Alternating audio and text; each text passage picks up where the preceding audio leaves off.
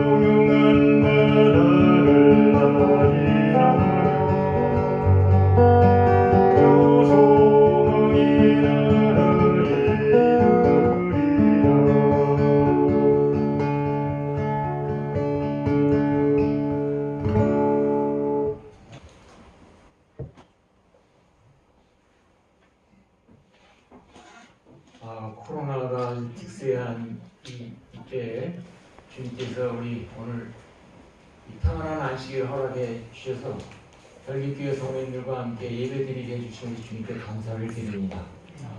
이 코로나가 아니면 우리 홍명화 목사님이 여기저기 지금 말씀 전하셔서 바쁘실 텐데 이 코로나가 아주 그냥 꼼짝 못하게 막아서 그래서 하여튼 같이 예배드리게 되면 감사드립니다. 장모님 기타 소리 들으니까 저희 집에 기타가 있는데 잘 안 치는데 오늘 기타 치고 싶은 마음이 막 생기네요. 성우님 잘하시네. 네. 나도 저는 같은 마음입니다. 네, 저는 후루꾸입니다. 근데 그냥 제가 그냥 똑딱똑딱 치는데 오늘 너무 아주 소리가 너무 아름답고 감사드립니다. 오늘 제목이 하나님의 손가락에 나타난 복음이에요. 여러분 신구약을 다 통틀어 이게 하나님의 손가락에 나타나는 게 3번인가 있거든요. 한번 알아맞혀 보세요. 하나님의 손가락. 십계명. 네? 십계명. 네, 십계명 기록할 때 또 요한복음 8장. 다니엘서의 내년행일 때에 무화과신 이게 그거 나온 게 있죠. 그 다음에 또 뭐 있죠? 강간하는 여자. 네, 가늠하다가 들킨 여자를 예수님 구원하실 때 땅바닥에다가 뭐를 쓰셨다 그랬어요? 자가모델. 손가락으로 뭘 쓰셨다 그랬어요? 그 오늘 제목이 하나님께서 손가락으로 우리에게 어떻게 복음을 전하셨는지를 좀 생각해보는 시간을 갖도록 하겠습니다. 우리 출애굽기 32장 16절 여기 성경절 했나요? 못했습니까? 근데 요즘 파워포인트 때문에 성경 가져도 잘 안 보시는데 저는 옛날 구식이라 성경을 좀 보셔야 됩니다. 출애굽기 32장 16절 한번 보세요. 몇 절만 찾으시면 됩니다. 18절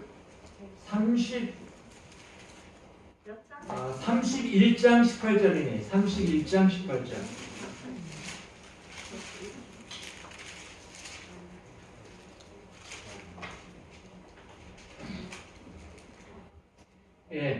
우리 다시 한번 읽어보시겠습니다.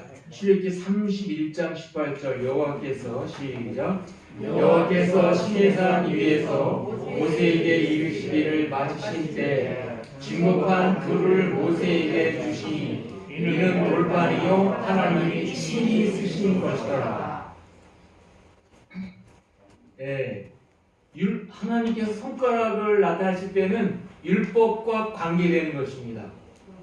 첫 번째는 시내산에서 율법을 선포하실 때 손가락을 쓰셨고, 두 번째는 바벨론 나라가 멸망하기 전에 다라분이 부족하다 해서 율법에 미달된 사람을 심판할 때 손가락이 나타났고, 그 다음에 한 가늠하다가 붙잡힌 여인을 구원하실 때는 율법에 미달된 영혼을 구원하실 때 손가락이 나타났어요.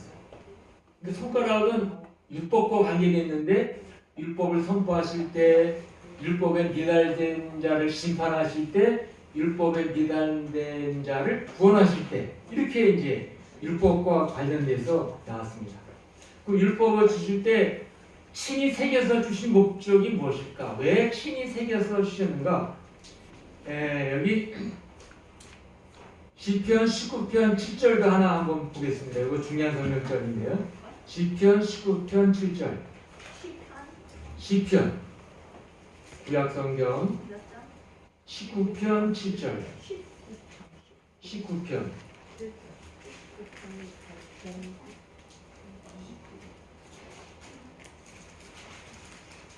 여호와의 율법은 완전하여 영혼을 솟았게 하고 여호와의 증거는 확실하여 우둔한 자로 지혜롭게 하며. 여호와의 율법은 뭐하다 그랬죠? 완전하다 그랬어요. 완전한 것이기 때문에 우리 하나님께서 다른 사람에게 대필하게끔 하시지 않고 직접 친히 율법을 새겨서 주셨습니다. 그 율법은 우리 인간의 마음대로 바꿀 수 없다는 것을 여기서 의미하고 있습니다. 마태복음 5장 17절에 보면 천지가 없어지기 전에는 율법의 몇 획이라도 없어지지 아니한다 그랬죠? 1.1획이라도. 여러분 제가 여기 한문으로 대자를 이렇게 쓰죠. 대자를 한문으로. 대자에다가 오른쪽에 점을 하나 딱 찍으면 뭐가 되죠? 개가 돼버려요. 강아지가 돼버려요. 근데 가운데 점을 하나 딱 찍으면 뭐가 돼요? 태양할 때 태자가 돼요. 그러니까 이 점 하나를 어디에다가 찍느냐에 따라서 개가 될 수도 있고 태양이 될 수도 있고 크다는 뜻이 될 수도 있고 아주 엄청난 의미가 있는데, 율법의 1.1획이라도 변화되지 않는다는 걸 가르쳐 주시기 위해서 하나님이 모세가 깎아온 돌판을 친히 이걸 새기셨단 말이에요, 율법을. 근데 오늘날 개신교에서는 뭐라고 가르쳐요? 율법이 십자가로 말미암아 못했다 그래요? 폐지됐다 그랬어요. 근데 율법이 폐지되면 어떤 문제가 생기냐면, 인간이 좀 편하게 살지는 모르지만은 율법은 거울 것 같은데 여러분 만약에 오늘 여기 교회에 오실 때 거울을 보지 않고 자던 거 그냥 대충 자기가 손질해가지고 온다 그러면은 뒷모습 보면 다 머리가 어떻게 될 것 같아요? 새집도 있고 까치집도 있고 파도가 치고 막 그럴 겁니다. 우리가 이렇게 깨끗하게 단장하고 오는 것은 뭘 보기 때문에 그래요? 거울이 있기 때문에, 거울을 보기 때문에 내 모습을 볼 수 있는데, 십계명은 우리의 마음의 거울을 주신 건데, 이걸 힘들다고 이걸 깨트려 버리면, 여러분 거울이 깨지면 내 자신의 모습을 볼 수가 있어요, 없어요? 못 보는 거예요. 그러면은 죄를 회개도 못하고 무엇이 잘못된지다 알 수도 없다는 것입니다. 그래서 이 율법은 폐지될 수 없는데 법이 바뀌는 경우가 세 가지 경우가 있어요. 우리가 아는 대로. 첫 번째는 왕이 뭐 할 때? 왕이 죽으면 법이 바뀝니다. 그 다음에 나라가 뭐 할 때? 나라가 망할 때 법이 바뀌어요. 그 다음에 세 번째는 법이 뭐 할 때 바뀌냐면 불완전하면 바뀌어요. 우리나라 교육법이 막 대학 입시가 해마다 많이 바뀌고 그러는 거는 불완전하니까 자꾸 고치는 거죠. 그러나 아까 읽은 것 성경절처럼 시편 19편 7절에 하나님의 율법은 완전하여 영혼을 소성케 하오니까 하나님의 율법은 완전하기 때문에 율법을 바꿀 필요가 없는 것입니다. 그래서 하나님께서 우리에게 이 율법은 영원하다는 걸 가르쳐 주시기 위해서 손가락으로 율법을 새겨주셨다고 그랬어요. 바뀐 법이 있죠. 그것은 약속하신 자손 예수님이 오실 때까지만 요걸 지키라고 하는 게 있어요. 그게 갈라디아서 3장 16절에 나오는데 그 양제사 제도는 예수님이 십자가에 돌아가실 때 이제는 더 이상 양제사 하지 말라고 휘장이 찢어지고 그랬죠. 우리가 다 알고 있는 말씀입니다. 자, 이렇게 율법은 변하지를 않는데 중요한 건 우리를 심판하실 때 하나님께서 무엇으로 우리를 심판하신다고요? 뭘 가지고? 율법의 저울에 우리를 달아보시는 거예요. 자, 그런데 여기 다니엘서 5장 25절 28절에 나와 있는 것처럼 제가 한번 그냥 읽어보겠습니다. 다니엘 5장 25절 28절인데 이러므로 그의 앞에서 이 손가락이 나와서 이 글을 기록하였나이다. 기록한 글자는 이것이니 곧 메네메네 데겔 우바르시니라. 그 뜻을 해석하건대 메네는 하나님이 이미 왕의 나라의 시대를 세워서 그것을 끝나게 하셨다. 데겔은 왕이 저울에 달려서 부족함이 되었다 하며 베레스는 왕의 나라가 나뉘어서 메대와 바사 사람에게 준마되었다 하느니라. 벨사살 왕이 달아보니 뭐하였도다 그랬어요? 네? 부족하다. 제가 처음에 교회 나올 때 다니엘서 공부할 때 달아보니 부족하다 그랬는데 제 자신을 달아보면은 하나님께서 뭐라고 하실 것 같습니까? 넉넉하다라고 하실 것 같아요? 부족하다 하실 것 같아요?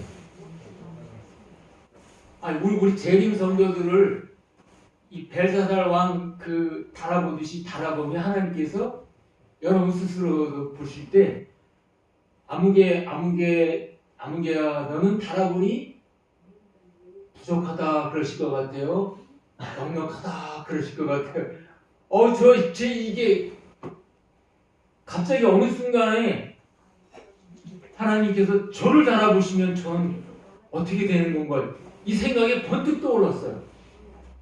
그래서 가만히 생각해 보는데 제 자신이 이 고민 굉장히 많이 했습니다. 이 문제 가지고 제 자신을 달아보면 저는 어떨까? 자, 이제 제가 이 취수 문제를 좀 하나 드리겠어요.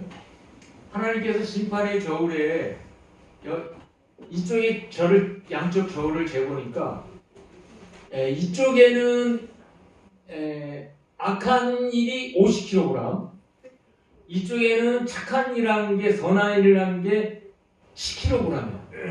악한 게 50, 착한 게 10이면 이 사람 달아보니 넉넉하다 그러실 것 같아요? 부족하다 그럴 것 같아요? 악한 것이 더 많아요. 악한 것이 50kg, 착한 건 10kg. 예? 어떨 것 같아요? 안 돼요? 부족하다 그럴 것 같아요? 그럼 거꾸로.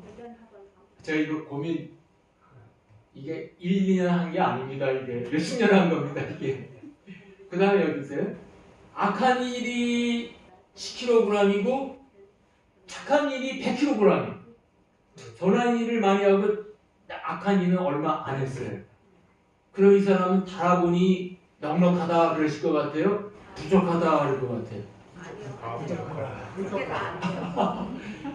제가 이 문제를 가지고 우리 성도들한테 이 문제를 가지고 어떻게 설명을 해야 되나 그랬는데 이사야 64장 6절을 보니까요.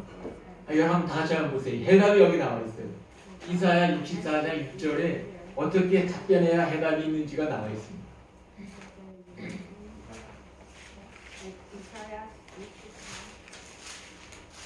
이사야 64장 6절.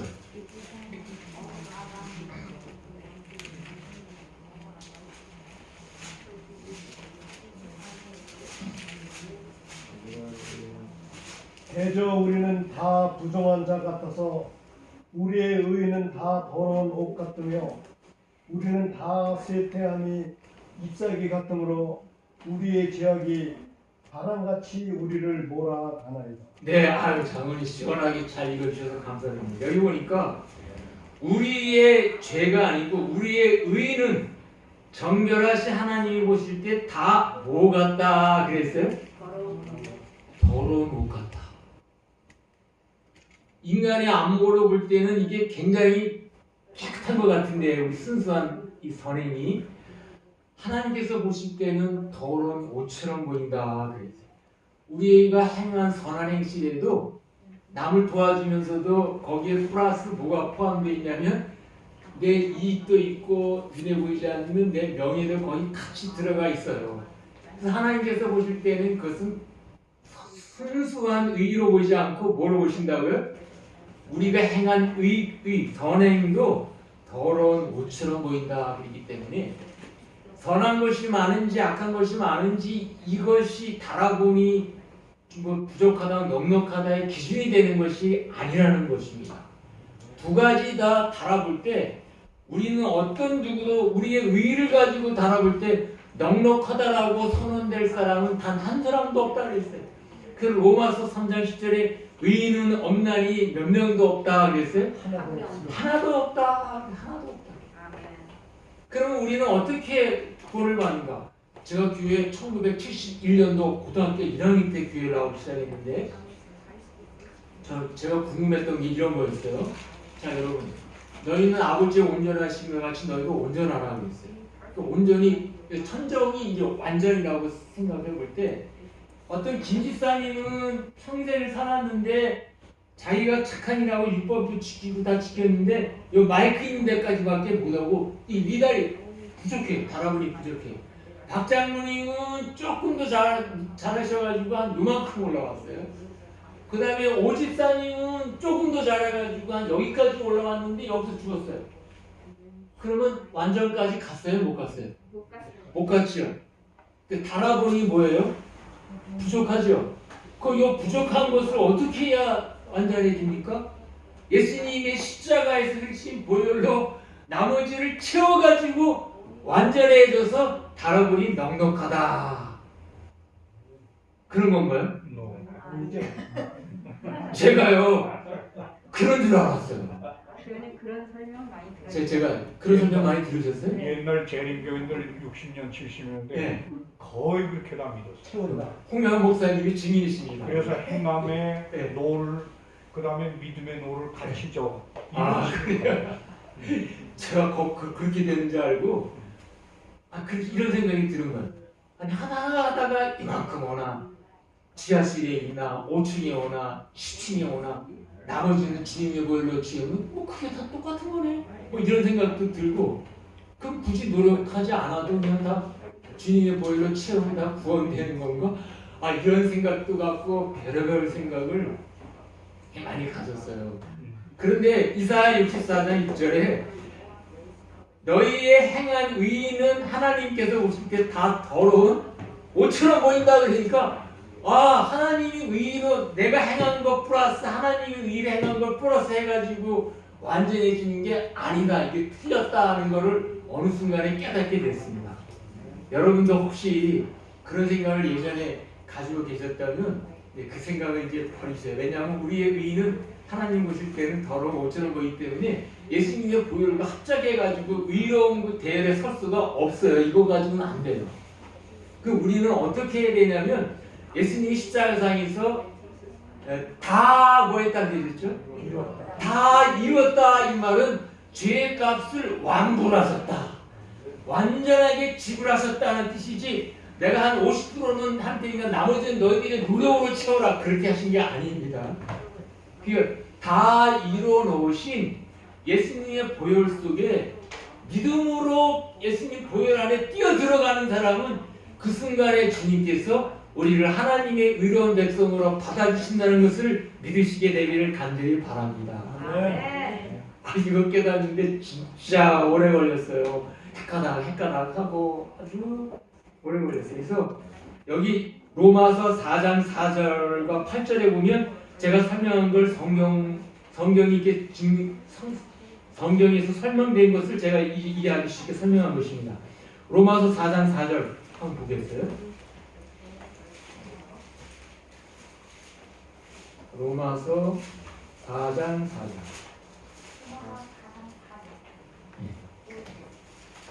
일하는 자에게는 그 삭시 은혜로 여겨지지 아니하고 못으로 여겨지거니와 5절 6절이요. 이를 아니할지라도 경건하지 아니한 자를 의롭다 하시는 이를 믿는 자에게는 그의 믿음을 의로 여기시나니. 예, 6절 10절은 제가 있는 성경을 한번 읽어보겠습니다. 일한 것이 없이 하나님께 의로 여기심을 받는 사람의 행복에 대하여 다윗이 말한 바 그 불법을 사하심을 받고 그 죄를 가리우심을 받는 자는 복이 있고 주께서 그 죄를 인정치 아니하실 사람은 복이 있도다 함과 같으니라.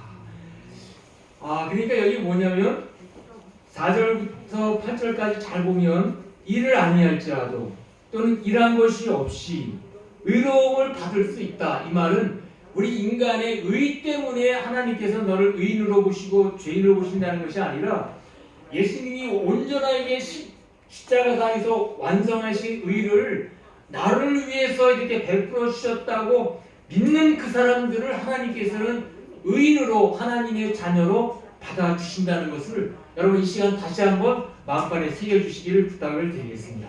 아멘. 하나님께서 우리를 용서해 주신다는 확실한 보증으로서 러시아의 한 그 부대에서 있었던 일인데 한 장교가 밤늦게 불을 켜놓고 고민하다가 책상 위에 유서를 써놓고 나라의 돈을 이렇게 횡령해가지고 막 도박을 하고 이래가지고선 국가의 돈을 많이 이렇게 손실을 보게 했어요. 그래서 그는 사형당할 정도로 불법에 의해 해부될 그런 죄를 나쁜 죄를 범했습니다. 그때 그가 불명예스럽게 시민이 내가 스스로 목숨을 끊으리라 이렇게 생각을 하고 유서를 적어놓고 이제 총을 갖다 놓고 총을 장전해 놓고 이 유서를 적어놓고 이제 죽으려고 그러다가 고민하다가 이제 잠이 들은 거예요. 잠이 들고 이제 불을 켜놓고 근데 이제 그 나라의 황제가 이렇게 막사를 이렇게 돌다가 불이 켜져 있고 한 장교가 이렇게 쓰러져 거기 이렇게 드러누워 있는 걸 보면서 웬일인가 봤더니 그 유서에 사실 이렇게 국가의 돈을 해가지고 자살한다는 말이 쓰인 걸 보고 뭔 일을 좀 했어요. 이 사람이 이제 깨가지고 내가 아직도 안 죽었구나. 죽으려고 총을 빵 당기는데 총알이 나가야 안 나가요. 안 나가는 거예요. 긴 총알만 이렇게 탁탁 해서 웬일인가 봤더니 거기 밑에 이렇게 썼어요. 이 빚을 누가 갚을꼬 그랬더니 나 황제 누군가가 이 빚을 갚아주겠노라 하고 사인을 쫙 해놓은 거예요. 그래가지고 총알을 빼고 이 사람 생명을 구원했어요. 여러분 이 장교는 자기 힘으로는 도저히 갚을래야 갚을 수 없는 엄청난 빚을 누구에 의해서 빚이 다 사라져 버렸어요?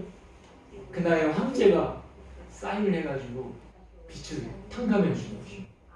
여러분 하늘의 왕이신 우리 예수님이 우리의 온갖 죄악을 단번에 탕감해 주시고 십자가상에서 모두 탕감을 해주시고 다 이뤘다 선언하신 분에 대해서 믿으시면 아멘으로 응답해 주시기 바랍니다.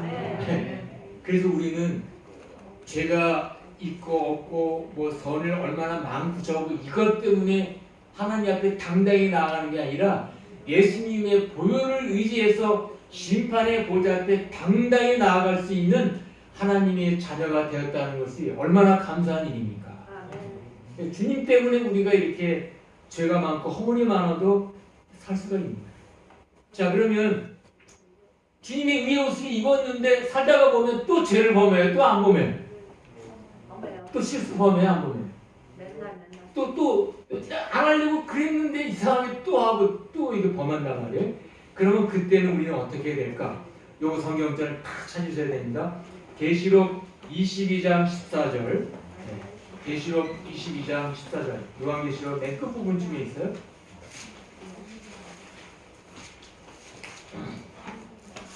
자기 두루마기를 빠는 자들은 복이 있으니 이는 그들이 생명나무에 나아가며 문들을 통하여 성에 들어갈 권세를 받으려 함이로다. 네, 감사합니다. 그 두루마기를 더럽히지 않는 자들은 복이 있다 되었습니까? 아우, 저는 이 성경절을 보고 얼마나 감사를 드리는지 몰라요. 그 두루마기를 입은 이후로 더럽히지 않아야 구원받는다 그랬으면 저는 쪼그라들 뻔했는데 그 두루마기를 빠는 자들은 복이 있다라는 말은 예수님을 의로 믿고 주님의 뜻대로 순종하며 살아가노라 할지라도 또 넘어지고 자빠지고 실수할 수 있다는 가능성이 여기 성경절에 나와 있는데 그렇게 넘어져도 주님의 보혈을 의지해서 빠는 자들은 복이 있다는 말은 용서가 된다는 것입니다. 여러분 이 말씀을 확실하게 마음판에 새기시는 분들은 아멘으로 응답해 주시기 바랍니다. 그래서 성경절을 저는 이 성경절을 너무너무 좋아해요. 그 두루마기를 빠는 자들은 복이 있다. 그 두루마기를 더럽히지 않는 자들은 복이 있다. 그랬으면 저는 드디어 덜덜 떨었을 거예요. 근데 빠는 자들은 복이 있다. 자, 근데요. 여러분 빨래하기가 쉬워요, 어려워요? 저 빨래 자취 신학과 다닐 때 오형서 목사님하고 이승대 목사님하고 저하고 셋이서 불암산 밑에서 자취를 했어요. 그때 양말은 하얀 양말 안 사고 전부 검정 아니면 곤색으로만 사요. 빨기가 힘들어서. 그리고 학교 가고 오고 자취생활하고 이게 밥 먹기가 가기가 힘이 드니까 와이셔츠를 한 번 입으면 일주일씩 갑니다. 여러분 하얀 와이셔츠 일주일 입으면은 한 어때요? 나중에는 여기가 때가 뽀얗뽀얗게 돼가지고 이제는 아무리 비누칠을 하고 솔로 빡빡 밀어도 이게 찢어지지 이게 빨아지지가 않더라고요. 네? 그래서 이 빨래는 하루 만에 빠는 게 잘 돼요. 열흘 만에 빠는 게 잘 돼요. 뭐 하루 만에 말할 필요가 없죠. 죄악도 마찬가지예요. 내가 깨닫고 아 이거 빨아야지 할 때 빨리 신속하게 회개하면 이게 쉬운데 이래 핑계대고 저리 핑계대고 뭐 나만 재고 맨날 다른 사람은 안 그런가 뭐 이렇게 핑계대고 타협하고 막 항의하고 하나님께 돌리고 누구 탓으로 돌리고 이게 오래오래 가면요 죄악의 때가 우리 마음판에 깊이 새겨지고 이렇게 되게 되면 웬만큼 빨아지지가 않아요. 나중에는 어떻게 되죠? 그 옷을 뭐에 버려요? 빨아도 빨래가 안 빨아지는 옷은 나중에 뭐에 버릴 수 있어요? 걸레가 되든지 벗어버리게 되든지.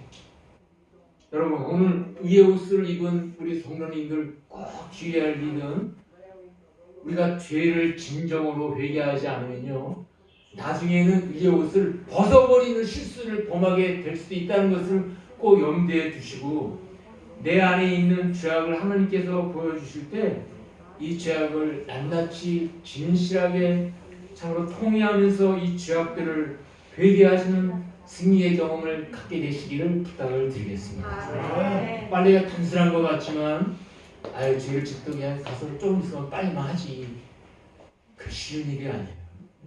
제가 비무장지대 여기 육사단 수색대에 근무할 때 아무것도 아닌 것 같은 죄가 굉장히 중요한 게 뭐냐면 거기 육사단이 있어요. 저는 백마고지 앞에 제 옆에서 11시 방향으로 백마고지가 있고 2시 방향으로 아이스크림 고지가 있고 12시 방향으로 김일성 고지가 있는 더 이상 북으로 갈래야 갈 수 없는 철책선에서 이제 두 사람씩 근무를 했어요. 근데 이제 제 옆에 이제 쫄병 있을 때도 있고 고참이 이렇게 할 수도 있는데 거기에 뭐가 있냐면 수류탄이 밑에가 있습니다. 수류탄은 이제 집어 던진다고 터지지 않아요. 뭘 빼야만 되냐면 안전핀을 빼고 안전핀을 뺀다고 이게 터지지 않아요. 안전핀을 빼고 이렇게 잡혀 있는 요게 이제 딱 펼치면 잠시 후에 빵 하고 터집니다. 그런데 A형 근무라고 해가지고 해질 때부터 저녁에 되면 겨울에 해가 일찍 지면 5시 반에 해지면 5시 반서부터 새벽에 해질 때까지 한 11시간 근무 쓰는 게요 엄청 힘들어요. 앞에 캄캄해서 아무것도 안 보이고 요즘 영화 천안지가 얼마나 추워요. 고드름이 두들두들 열리는데 거기에 밤새 앉아있지 못하고 딱 서 있으면서 컴컴한 북녘 땅을 11시간 한번 서보세요. 미쳐나가요. 그래서 가끔 하는 게 뭐냐면 제가 도토리 이걸 하나를 2개를 이렇게 해가지고요 밤새 그걸 씹어 먹어요. 생 도토리 얼마나 쓰고 뜯더라는 몰라요. 근데 그거 먹으니까 내가 감기안걸이 돼요. 도토리가 진짜 저기 꾼 거 말고 생 도토리 껍질 그대로 있는 거 그걸 조금씩 깨먹는데 11시간 동안 깨물어 먹는 거예요. 그 다음에 이제 어떤 병사는 지루하니까 수류탄을 가지고 장난치는 거예요. 수류탄을 갖다가 안전핀을 뽑았다 뺐다 우리 고참이 그러면 쫄병이 말할 수 있어요. 고참이 하는데 병장 하는데 일병이 꼼짝도 못하죠. 말도 못하고 쭉 하는데 나중에 누가 오냐면 이제 이렇게 줄이 이렇게 쫙 있어요. 줄이 그 깡통이 있는데 누가 땀 나오면 사단장이나 누가 밤중에 소대장이나 감시 온다는 표시예요. 그게 우리끼리 알려주는 표시예요. 그 적군이 간첩이 와도 이걸 따랑따랑 경계를 하는 건데 간첩은 오는 일이 거의 없고 이제 소대장이나 사단장이 올 때 이제 이걸 딱 근데 사단장 온다 그러니까 이 병사가 휴가 갔다가 누가 가죽장갑을 선물로 줬는데 가죽장갑을 끼고 이걸 뺐다 하다가 누구 떴다 하는 말에 깜짝 놀라가지고 수류탄을 밑으로 떨어뜨려가지고 그 병사가 그 자리에서 2사람이 다 죽어. 제가 있을 소대에서 그런 게 아니라 그 인근 부대에서 그런 일이 벌어집니다. 여러분 우리가 보통 그 사람은 무슨 생각을 가지고 있을까요? 내가 빼도 손을 놓지 않으면 안 터진다는 걸로 요거를 밤새 스릴을 즐겼던 거예요. 뺐다. 그런데 아차하는 순간에 뭐 했어요? 떨어뜨려. 우리가 죄를 질 때 내가 뭐 이렇게 해도 예수님 십자가에서 우리 용서해 주신 게 있으니까 그냥 아차하면 예수님께서 달려가서 회개하고 용서받지. 이게요 한두 번, 2번 이렇게 하다가 그래서 그걸 즐기면서 죄 짓고 되다 보면 나중에는 성령의 화인 맞는 양심이 화인 맞는 상황까지 갈 수 있게 된다는 거죠. 작은 죄일지라도 여러분 가볍게 보시지 마시고 절대로 이 죄를 연습하거나 장난삼아 하거나 아주 가볍게 보는 일은 내 영혼을 치명적으로 나를 아주 위험에 빠뜨릴 수 있다는 걸 생각하시고 작은 죄일지라도 깨닫는 순간에 주님의 보혈로 속히 회개하시고 정결함 받으시는 우리 모두가 되어주시기를 부탁을 드리겠습니다. 근데 세 번째 예수님이 그 가늠하다 붙잡힌 여인이 이렇게 했을 때 많은 사람들이 정의감에 붙어가지고 돌멩이를 들면서 그 여인을 이렇게 돌로 치렀죠. 여러분 돌에 맞아 보셨어요? 저는 사슴의 동산에서 장마풍이 때 침례식을 하는데 11시 쫙 쓰고 아무개 누구에게 침례를 베푸노라 이렇게 하잖아요 이제.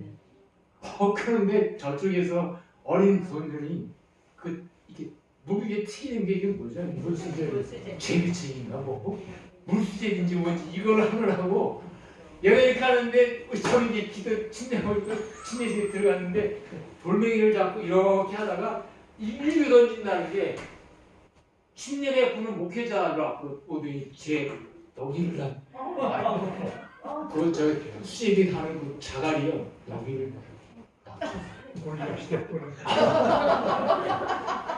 제가 쓰러지는 줄 알았어요. 얼마나 아픈지요. 그러니 이제 침례식인데 한 영혼이 지금 침례 받으려고 인생에 들어가려고 하는데 제가 같이 들어가게 생긴 거예요. 침례식 다 끝나고 여기를 보니까요 얼마나 뚱뚱 보였는지 안경 안 맞은 것만도 다행이었어요. 근데 누군지도 모르고 어린이가 놀다가 그런 걸 가지고 뭐라고 할 수가 있어요. 어떻게? 제가 그때 주님 제가 회개하지 않은 죄가 있나 그리고 회개했어요. 그때 그 조그만 돌 하나 여기 맞는데도요 어마무시하게 아프다고. 근데 그 가냘픈 여인이 어찌됐거나 사건은 어떻게 해서 벌어질지 모르지만 간음의 현장에서 잡혀가지고 자존심 끄대로 끄겨져 인생 진짜 쓰디쓴 맛 다 아주 그냥 이게 살고 싶은 마음도 없고 그냥 죽이려면 빨리 죽이라고 하고 싶은 그때 사람들이 정의감에 붙어가지고 이런 사람은 죽게 된다고 막 돌멩이라고 하면서 입에서 막 욕이 막 나오고 그럴 때 예수님께서 어떻게 하시나 사람들이 보라고 예수님이 뭐라고 말씀하셨어요? 여러분 다 아시죠? 너희 중에 죄 없는 자가 먼저 돌로 치라. 이 말을 때 죄 없는 자가 어디 있어요? 이 세상에 의인 없는 날이 하나도 없는데 털어서 먼지 안 나는 사람 있어요? 없어요? 나와보세요. 내가 한번 털어볼게. 털면 다 털리게 돼 있어요. 이 털어서 먼지 안 나는 사람이 없는데 그런데 예수님이 몇 마디 하는데도 씩씩거리고 안 가는 사람도 있는 거고 땅바닥에다가 손가락으로 뭐 하셨다고요? 시대소망에 이게 나와요. 성경에는 안 나오고 다른 지석에 안 나와요. 시대소망에 거기 섰는 사람 중에 이름을 밝히지 않으시고 여기 섰는 자 중에 이러이러한 죄 범한 자들 있다. 어이구 예수님이 내 마음을 다 아시네 해가지고 돌멩이 놓고 슬그슬금 다 도망갔잖아요. 그때 예수님께서 나도 너를 보하지 않는다 그래서 정죄하지 않는다. 여러분 이 말은 보약 같은 말이에요. 얼마나 기쁘고 참 인간으로부터 듣고 싶었던 말일까요? 나도 너를 정죄하지 않는다. 우리 예수님 앞에 나아가서 용서받지 못할 영혼은 한 명도 없다는 걸 인해서 감사하시게 되길 바랍니다. 용서받지 못하는 죄라는 건 어떤 거냐면 자기가 용서받기를 끝까지 거절하는 것이 용서받지 못하는 죄지 예수님은 어떤 죄든지 다 용서해 줄 수 있는 넉넉한 분이시라는 것을 여러분 믿으시게 되기를 바랍니다. 근데 제가 여기에 아주 놀라운 책에서 봤는데 금두들기라고 옛날에 레슬링 하딩이라는 우리 재림교회 목사님이 쓰신 금두들기라는 책 한 중간쯤인가에 보면 이런 말씀이 있어요. 예수님께서 한 여인을 돌로 치려고 하는 사람들의 죄를 땅바닥에 쓰실 때 지우기 쉬운 모래 땅에 쓰셨다. 제가 그 말씀을 보고 전 레슬링 하딩 목사님 제 성령리라는 책인데 하나도 생각나는 게 별로 없어요. 비둘기 뭐 여러 가지는 있지만 근데 이 말씀은요 지금까지 잊을 수가 없어요. 뭐라고요? 예수님이 자기도 죄가 있으면서 뭐는 못 보고 그러면서 나는 그 여인을 죽이려고 한 사람들의 죄를 쓰실 때 돌멩이 위에다가 칼로 그냥 이렇게 하면서 쓰신 게 아니고 지우기 쉬운 어디다 쓰셨다고요? 모래탕이다. 모래발자국 똑바로 걷기 시작을 했는데 삐뚤삐뚤 요거 싹 지우려면은 뭘로 미우면 돼요? 뭐 이렇게 밀으면 되죠? 근데 그거보다 더 쉬운 건 뭐예요? 파도가 한번 싹 지나가면 그 삐뚤빼뚤 발자국이 다 어떻게 돼요? 쫙 지워져요. 여러분 날마다 예수님의 보혈의 파도에 휩쓸려서 정결한 마음으로 사시게 되기를 간절히 바랍니다. 그때마다 그걸 기억하세요.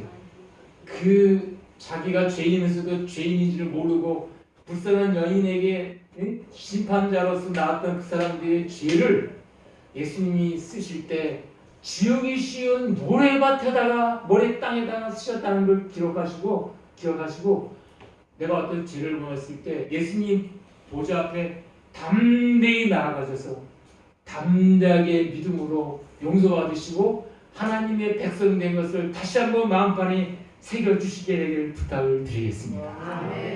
그래서 하나님의 손가락에 우리 인간이 어떻게 살아야지만 되는 율법을 선포하셨고 율법에 미달된 자를 구원하셨고 그 다음에 율법에 어긴 자를 심판하셨는데 여러분 벨사살왕이 왜 심판을 받았습니까?